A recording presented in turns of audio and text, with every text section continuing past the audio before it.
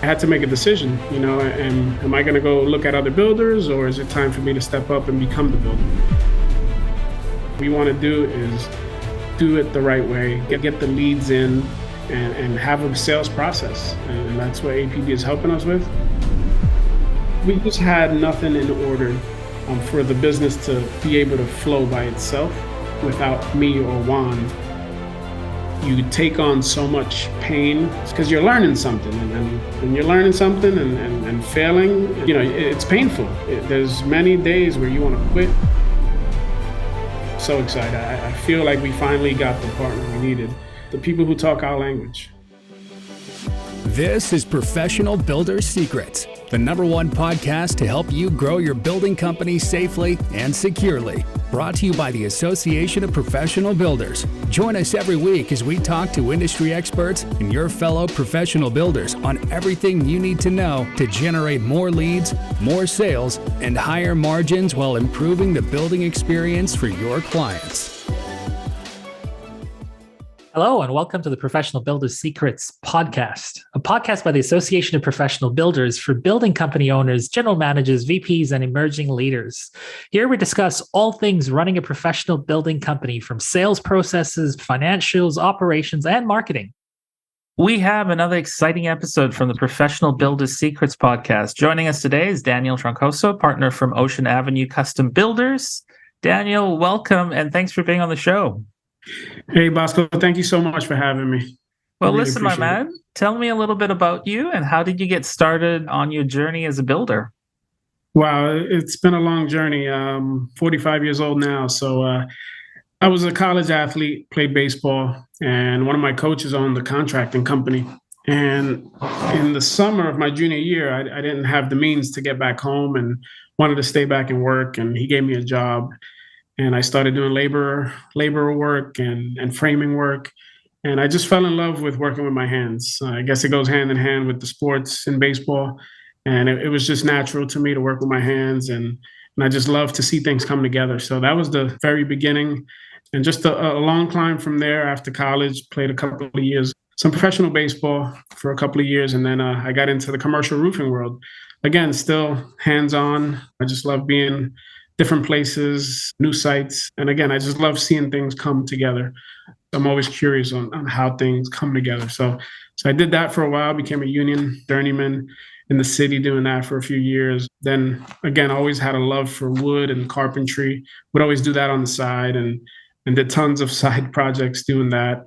And one day it was time to take the jump and go on my own. And I was able to open my carpentry business is Troncoso and Toro Contracting, which I still run till today. And again, that was more tools on, building beautiful things. I was totally blessed to start building on the Jersey Shore over here, high-end homes. And so I learned things at a high level. It's basically where I always wanted to build in these beautiful homes along the ocean. So that was kind of like a dream come true, doing these custom ceilings, trim. And I finally made it at that point, from remodeling little apartments to actually remodeling $1 million homes. Then shortly after that, I did that, I want to say 4 or 5 years. And it came to a point where I had to make a decision. A mentor of mine, Doug Kitchell, he was a great builder here on the shore, passed away about 4.5 years ago, which was the beginning of Ocean Avenue Custom Builders. At that moment, I had a 6-man crew under my contracting business. And I had to make a decision. Am I going to go look at other builders, or is it time for me to step up and become the builder?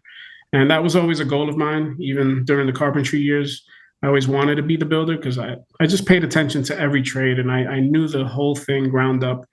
And it was time. And it was almost like I was almost forced and pushed into the moment to either do it or not. And that's when I took the jump and started the company, Ocean Avenue Custom Builders. And it's been a ride these last 4 years.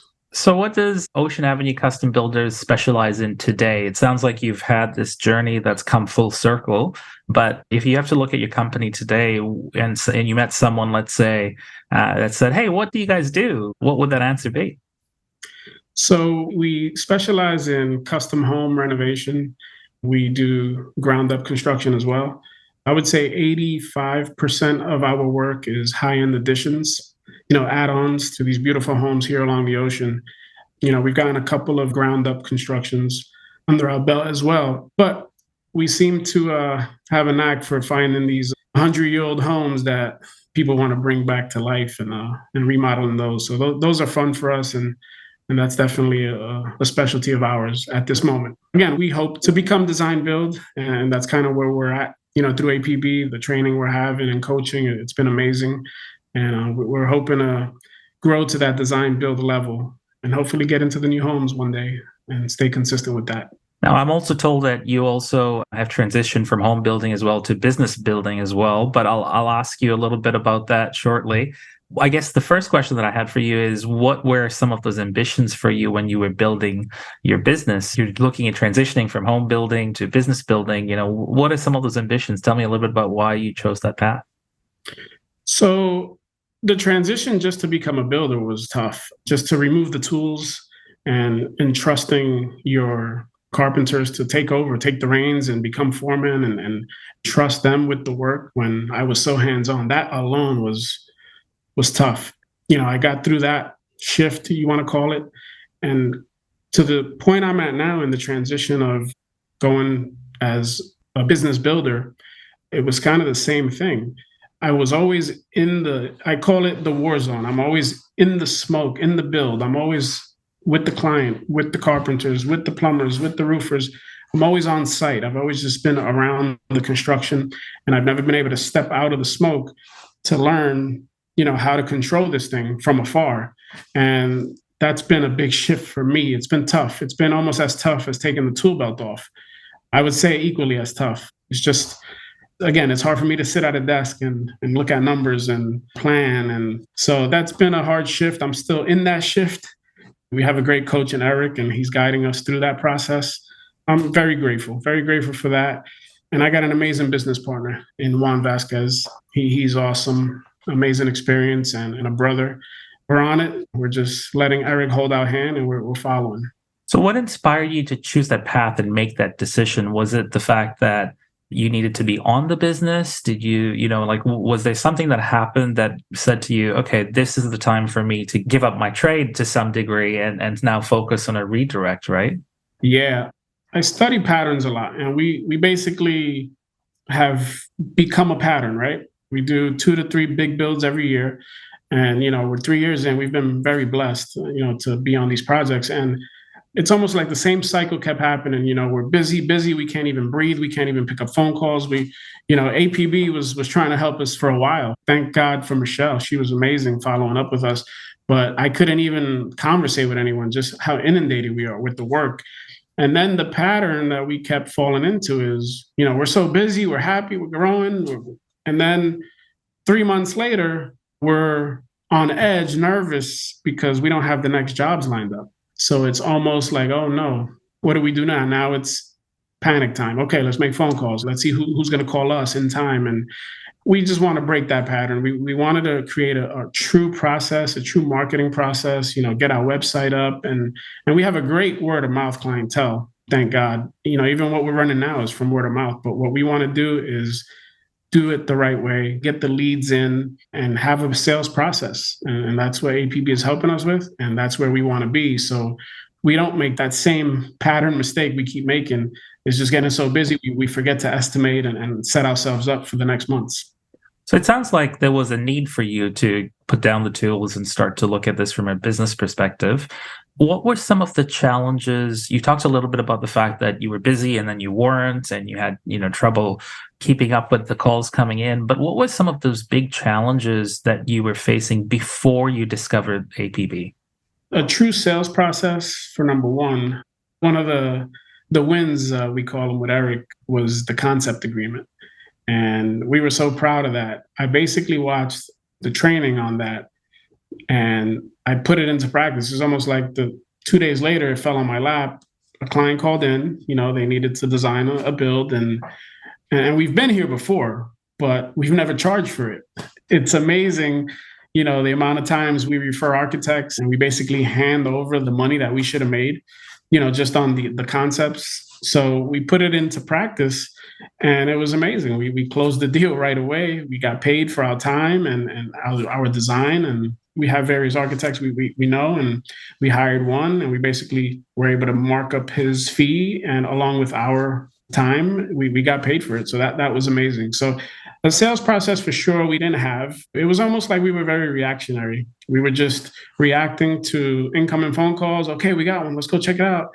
And if the phone's not ringing, it was like, oh, we got to wait till the phone rings, because we weren't marketing. So we just had nothing in order for the business to be able to flow by itself without me or Juan jumping on calls and making things happen. We kind of knew we had to make a change. Tell me a little bit about how you discovered the APB, and, were you looking for coaching, or did it just so happen that the knowledge led to you making that decision that, hey, I need to work with Eric? Number one, I thank my Lord and my Savior and Jesus Christ. That's my foundation. And that's where everything started for me in the growth process, to allow me to have that faith, not only in him, but in the future of what I can build in this building company, right? So that strong faith and that diligence and just getting better every day, that's where it began. So for me, developing myself on a daily basis, finding the best in the industries, online, YouTube, finding someone that can help us get to the next level. And I was searching really bad. I did pay for coaching, which was more on the business self-development side, but it wasn't specific to building. And, I spent a lot of money on it. I got a lot of good out of it, but they couldn't talk my language. They were talking as if they knew what we went through, and they had no idea. And that was the search that was killing me for a couple of years. I really couldn't find a specific coach that can help us to do what we do and help us get better at what we do. And no builders around here are sharing their information to get us better. So all of a sudden APB popped up, and I did hesitate because of the accents, and I knew it was from overseas. And I said, are these guys in the States? What's going on? And then I did a little bit of homework, and I saw it, and, the website's beautiful. The information was spot on. And I said, we got to sign up with these guys, So I told my partner about it, and I said, we got to sign up. These guys they're just giving away amazing information. I could imagine how much more they can help us with. So we signed on, and before we really got involved and jumped into coaching, Michelle was contacting us, just trying to give us help and value and resources. And it was coming over in the email, and I was like, oh my God, I can't wait to get into that. But we were so inundated, we couldn't even open anything. And again, we fell into that lull of business, the pattern I told you about, when we're 2 months really not knowing where the next job's coming in. So that lull was a lot of stress, but it was exactly what we needed to slow down and actually dig deeper into APB. And we were able to lock into the coaching, and it's been great. I feel we're growing, and I'm so excited. I feel like we finally got the partner we needed, the people who talk our language. Yeah, I mean, I've had Eric on the show before. Amazing coach. They're all really amazing coaches. And the one thing that the APB does is they immersify themselves in the brands and the businesses that they work with. They're sort of an extension to what you're doing, right? So tell me a little bit about your time coaching with Eric. Obviously there's a lot of trust that has to be established as well. You're getting to know each other. Tell me about some of those critical impacts, where you were like, okay, this is actually working now and we can move forward. What were some of those things that you noticed that was starting to change? Yeah, well, with Eric, just the initial conversation and just getting to know him, it just felt very genuine and real. And just his background and the other industries he was part of within the construction industry was like, wow, this guy has done it all. And he's a genuine guy that really wants to see us succeed. And we felt it right away, Juan and myself. We just sat and we became students, and we're we have a long way to go. Don't get me wrong, but the business planning workshop was amazing. That's something I've always seen myself as a planner. I just never knew how to do it. And he was able to do this projection for us. And it was amazing how he laid it all out. He laid out the revenue, he laid out the path, and how many people I got to hire, what trucks I got to buy, what laptop I got to buy, what I have to do different in order to reach that goal. Sometimes it's hard for us to see next week, right. And he was able to help us project that far ahead and lay it out. And like I said, I'm always in in the fire, in the war zone where I can never see that far ahead. And that's been amazing. I still have a lot of work to do on the plan, and we're on it slowly, baby steps, but we're progressing. We're using a couple of partners that you guys provide us with on website building and also staffing, which we're in line to hire a couple of guys right now. So You're part of the APB rewards program, I guess, in some ways as well.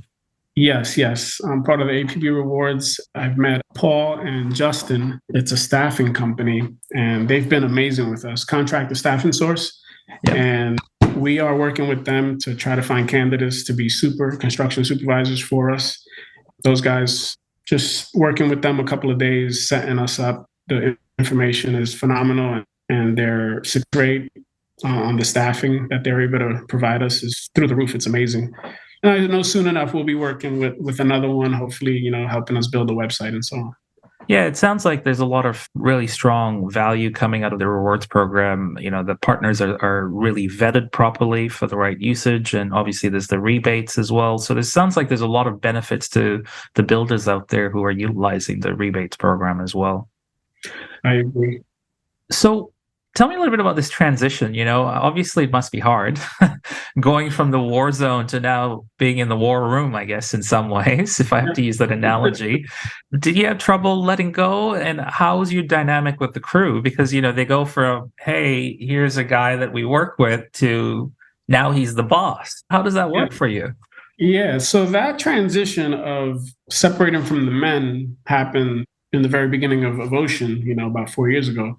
But I'm always there every day, checking up on them and so on. But now at this point, they're seeing me even less, and I'm just entrusting them with more. So they get it. They're like, go, Danny. We know you got to go. You have to continue getting the work for us.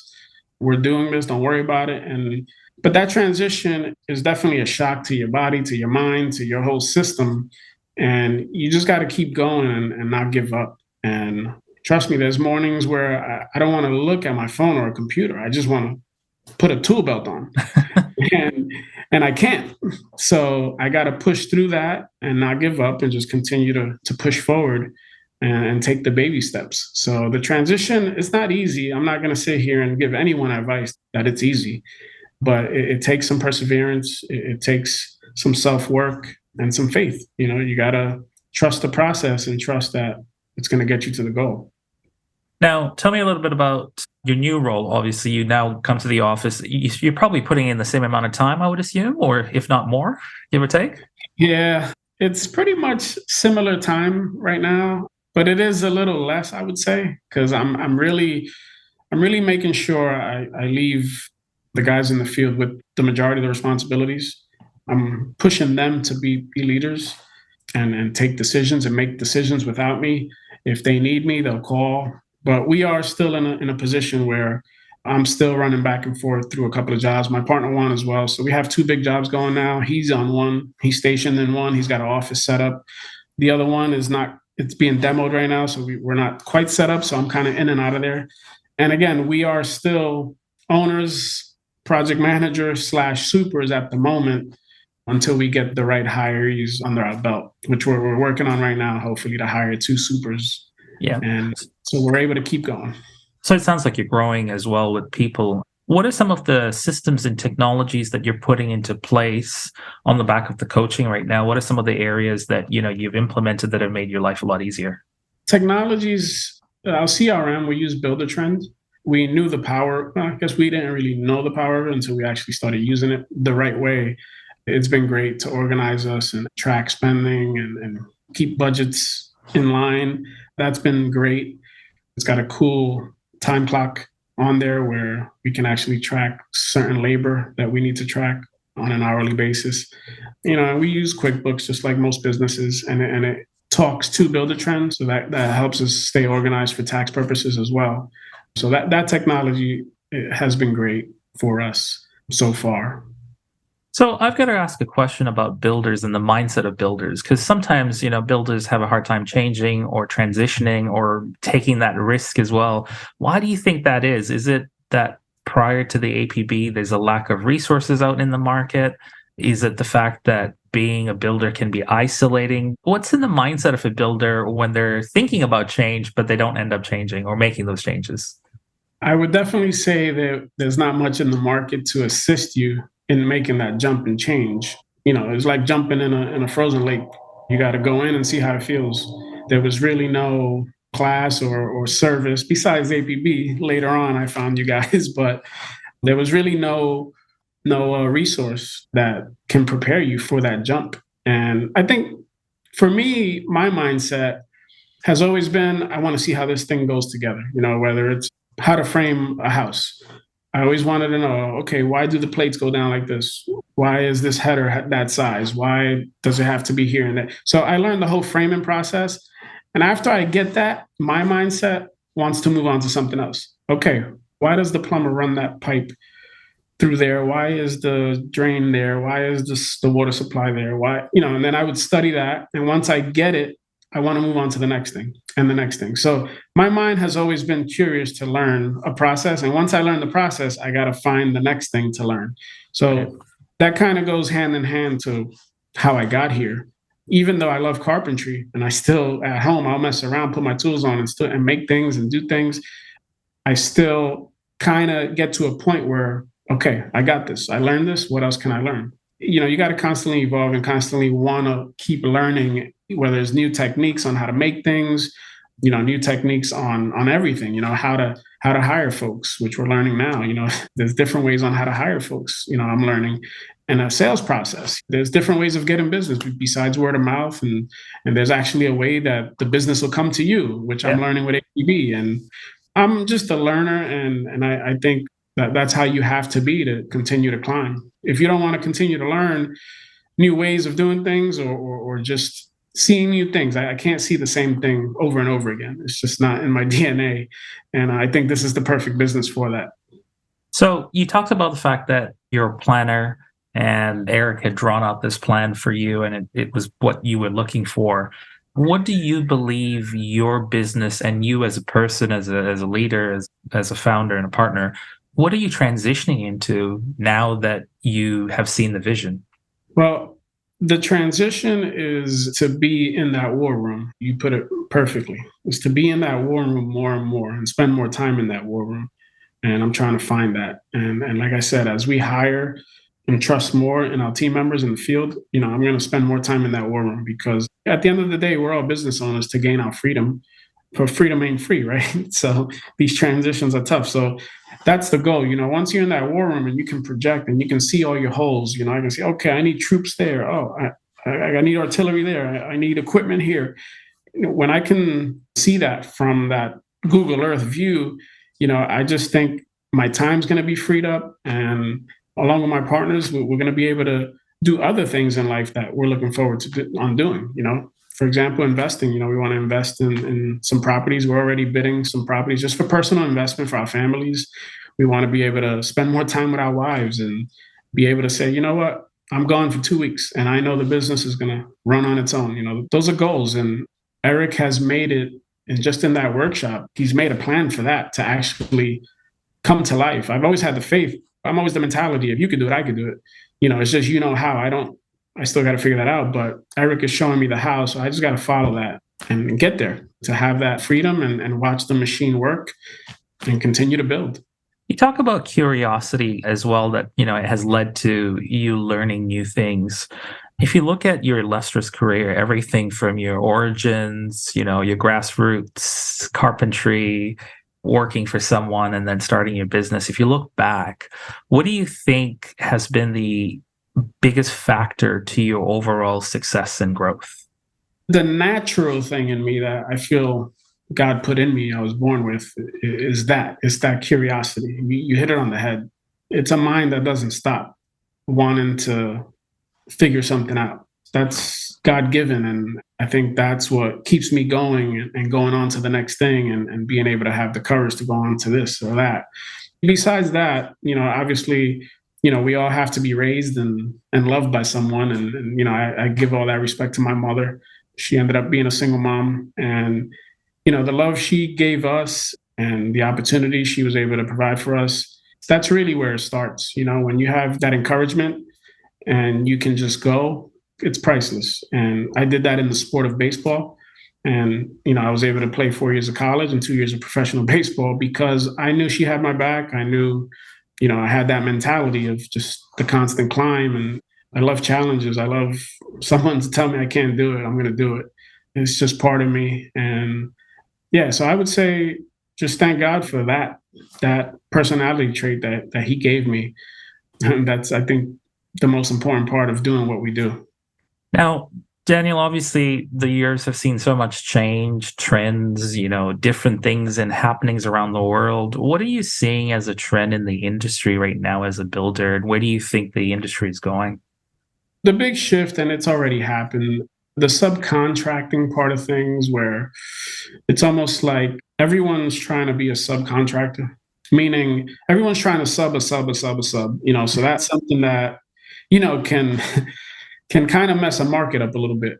And then the quality drops when that happens. And, we're starting to see a lot of that, and we got to be careful with that.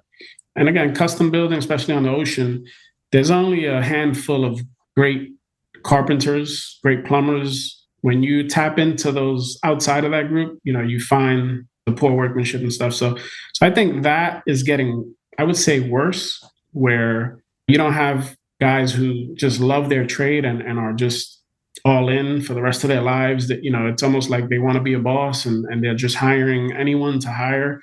So it's kind of like the labor force is shrinking and the quality, like the quality is shrinking a little bit.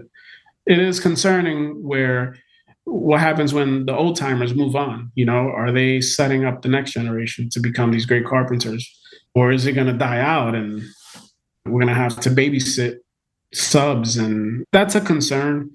But like I said, the good people want to work for good people. So we've been blessed. As long as we continue to do the right thing, the right trades find us and we find them. I feel everyone has it in them if they're going to be a tradesman. So I'll find them. I think there's too many humans. There's too many of us. And if you're born to do carpentry, I'm going to find you. If you're born to be a plumber, I'm going to find you. I know, like I said, that subcontracting game gets a little crazy. But like I said, there's just too many people on this earth that are born to do something, and we'll find them to keep it at a high level. Now, I could talk to you for hours. You've got a pretty inspiring story, but I'll bring it full circle for you. What have you learned about yourself during this entire transformation process? And what advice do you have for builders out there that are thinking about transitioning from being a builder to moving to the business? What advice do you have for them? And what have you learned about yourself? Well, I learned how to chew glass and survive. So I bring that up because I heard that from an Elon Musk interview. They said, what does it feel like to run a business? It's like, it feels like you're chewing on glass. And I didn't really get that. But, going through the ups and downs as an owner, you take on so much pain, so much emotional pain, so much physical pain, because you're learning something. And when you're learning something and failing, and I say failing and learning at the same time, it's painful. There's many days where you want to quit. You have people who doubt you. You have long nights. You risk your relationships in growing a business through the hard times.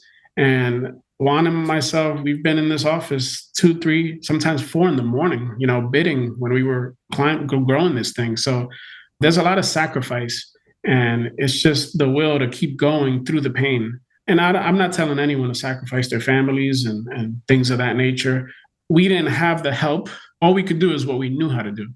And I know if I would have met APB in the beginning of this business, I wouldn't have had to do what I did and wanted myself, with those late nights and sacrificing our relationships, because, we were just doing what we knew and we didn't know that there was better ways of approaching, certain parts of the business. So that's what I learned. I learned I can take a lot of pain and it's not going to knock me down. I'm going to stick with it.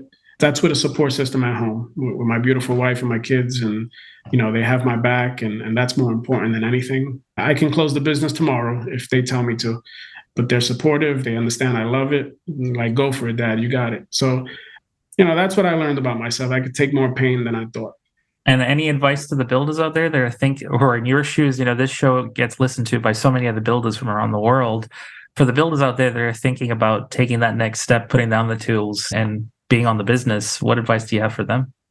Sign up with APB and get a coach. Take a loan out. I don't care what you have to do. Get coaching. Trust me, I hesitated in the beginning just to even get any type of coaching, because you look at the money, you look at, oh, I'm going to spend this. So it's all worth it. It pays itself off unbelievably. And you can skip a lot of potholes that I went through by having a coach. In our industry, I had two other coaches that had nothing to do with construction, and they shared some good principles, but they didn't know what it took to get paid, on the third phase of work with pay recs and clients that want the best but don't want to pay for the best, and they don't know the ins and outs of construction. So that's the advice I would give, is get the right coaching. And in our industry and what we do, we are custom builders, and APB is for the custom builder. And again, there is no other, I haven't found any, and I've been on a search for a long time, and I haven't found the resource dedicated to custom builders the way, APB is. So that's definitely my advice. Get the coaching as soon as it's possible for you to be able to afford that investment. Yeah, I think my first lesson when I first came on as a podcast host was learning about the WIPA calculator. So absolutely, it was one of the, I think the financial awareness and the awareness about the industry is definitely very strong with the APB. Daniel, it's been a pleasure talking to you. Very inspiring story. I wish you all the best in your transition. I'm sure we'll have you back here again. Perhaps the next time we chat, you'll be telling me stories about chewing glass in the business world. But again, thank you so much for being here today. Bosco, thank you for having me. I got WIPA calculator homework, actually, so I better get it. Cheers, mate. Thank you for listening. Remember to subscribe to Professional Builders Secrets on your favorite podcast platform and leave a review. To learn more about how the systems at the Association of Professional Builders can help you grow your building company, visit associationofprofessionalbuilders.com. See you next time.